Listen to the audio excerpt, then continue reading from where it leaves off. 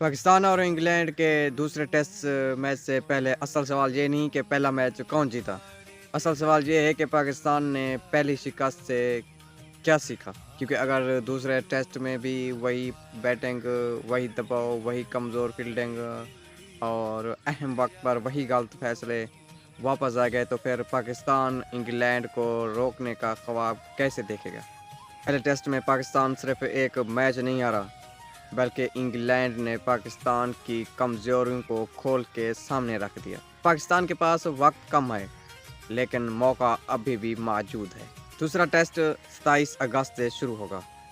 अब सबसे बड़ा सवाल बैटिंग का है। क्या पाकिस्तानी बल्लेबाज पहली इनिंग्स की तरह दबाव में बिखरेंगे, या इस बार इंग्लैंड के फास्ट बॉलर को लंबी शराकतदारियों से जवाब दिया जाएगा?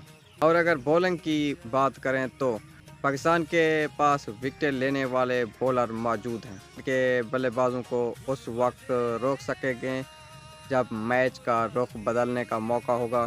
फिर आती है कप्तानी। क्या फैसले पहले टेस्ट से मुख्तलिफ होंगे? क्या फील्डिंग में वो शिद्दत नज़र आएगी जिसकी इंग्लैंड ने मिसाल कायम की है? और अगर बाबर आजम दूसरे टेस्ट के लिए वापस आते हैं, तो क्या उनकी वापसी पाकिस्तान की बैटिंग और टीम की सोच दोनों को बदल सकती है? यही दूसरे टेस्ट का सबसे बड़ा सवाल है। पाकिस्तान को सिर्फ अच्छी शुरुआत नहीं चाहिए, पाकिस्तान को मुकम्मल 5 दिन की क्रिकेट चाहिए। एक सेशन अच्छा, दूसरा सेशन ख़राब, ये तरीका अब नहीं चलेगा। अगर पाकिस्तान ने पहले दिन ही इंग्लैंड को दबाव में डाल दिया तो मैच की कहानी बदल सकती है, बिल्कुल बदल सकती है। अगर वही पुरानी गलतियां दोबारा हुई तो फिर इंग्लैंड को रोकना मुश्किल ही नहीं, तकरीबन नामुमकिन हो सकता है। अब पाकिस्तान के पास एक मौका है। पहली शिकस्त का जवाब बातों से नहीं, मैदान में देना है। दूसरा टेस्ट क्या पाकिस्तान की वापसी की शुरुआत बनेगा? इंग्लैंड सीरीज़ में अपनी बर्तरी मज़ीद मजबूत कर लेगा? असल इम्तिहान अब शुरू होगा।